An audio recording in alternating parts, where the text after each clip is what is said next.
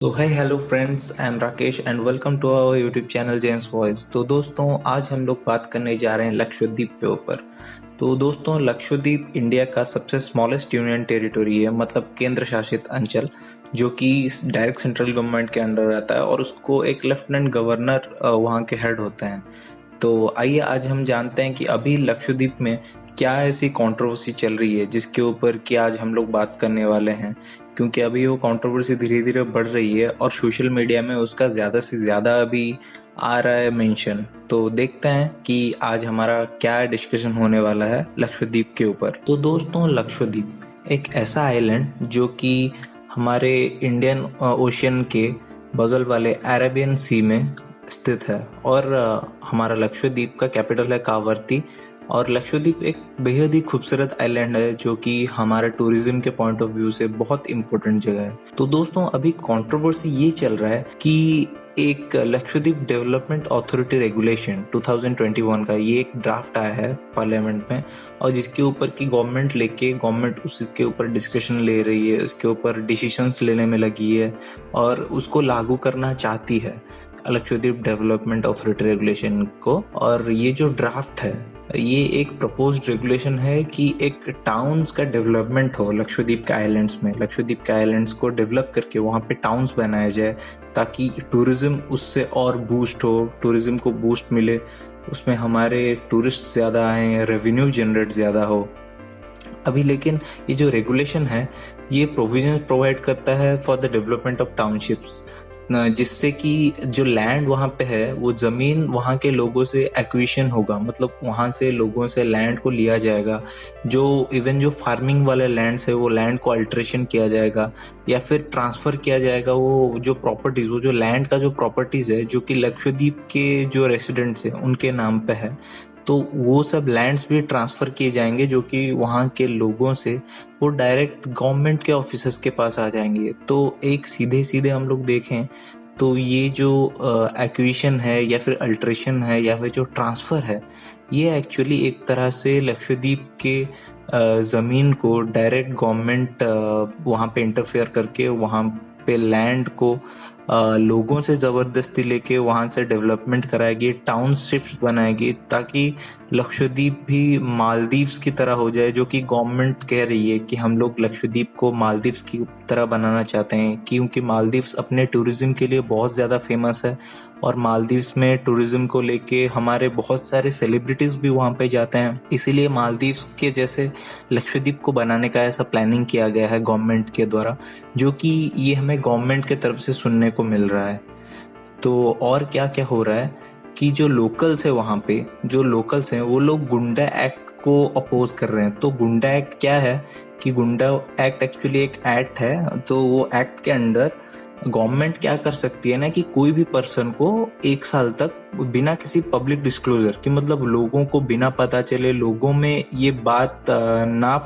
फैले हुए भी किसी आदमी को लेके गवर्नमेंट 1 साल तक उसको रख सकती है अपने अंडर, अपने जेल में, जो कि किसी को पता भी ना चले।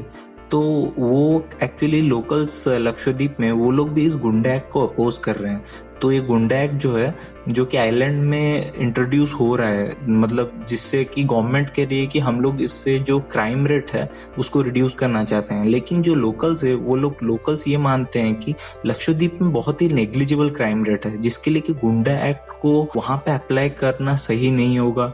और वो चाहिए भी नहीं, जो कि सीधे सीधे लक्षद्वीप के लोकल्स उसका अपोज कर रहे हैं। और इवन लोकल्स ये भी कह रहे हैं ये जो रेगुलेशन है, तो ये हमारे लक्षद्वीप के सोशियो पॉलिटिकल और एनवायरमेंटल जो रिक्वायरमेंट्स हैं,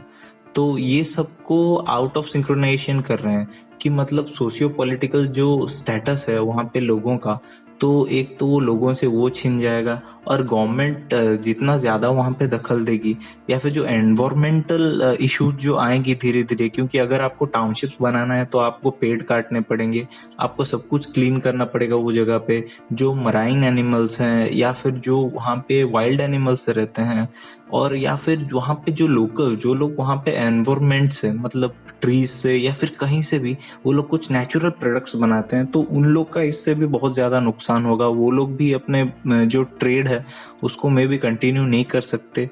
तो ऐसी बहुत सारी चीज़ें हैं जिसकी वजह से वहाँ के लोकल्स इस चीज़ को अपोज कर रहे हैं। और इवन हमारी जो गवर्नमेंट जो रूल्स भी वहाँ पे लागू कर रही है,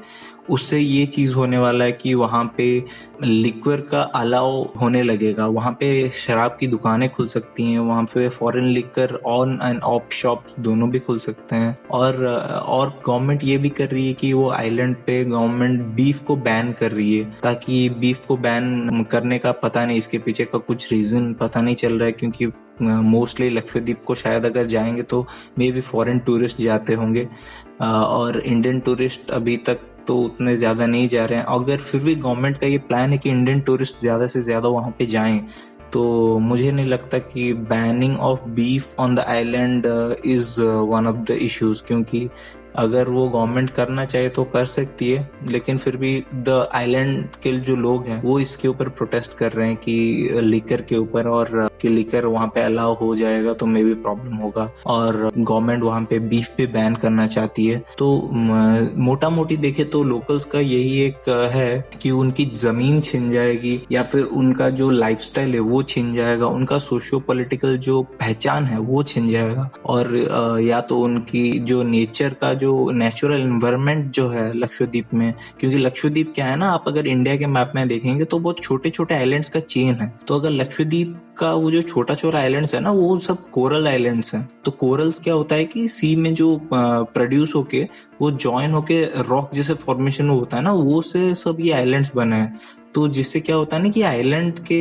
ये आइलैंड जो कोरल से बने ना, वो कोरल्स एक्चुअली मराइन एनिमल्स के लिए या फिर मराइन लाइफ के लिए बहुत अच्छा रहता है। तो ये आइलैंड्स में एनवायरनमेंट का बहुत गजब का इफेक्ट है। तो अगर यहाँ पे टाउनशिप बनते हैं या फिर यहाँ पे टाउनशिप ज्यादा से ज्यादा डेवलप होते हैं, तो मे भी अगर इस आइलैंड्स में अगर ऐसा कुछ प्रॉब्लम होता है, इसीलिए वहाँ के लोकल्स प्रोटेस्ट कर रहे हैं, जबकि एक तरफ गवर्नमेंट कह रही है कि हम लोग चाहते हैं कि इस आइलैंड्स को हम लोग मालदीव्स की तरह बनाएं, मालदीव्स की तरह डेवलप करें, और मालदीव्स की तरह इसे हम लोग टूरिज्म के लिए बूस्ट करें, और इसे हम लोग एक इंटरनेशनल टूरिज्म स्पॉट बनाएं। तो गवर्नमेंट का ये कहना है। तो दोस्तों, आपने दोनों तरह से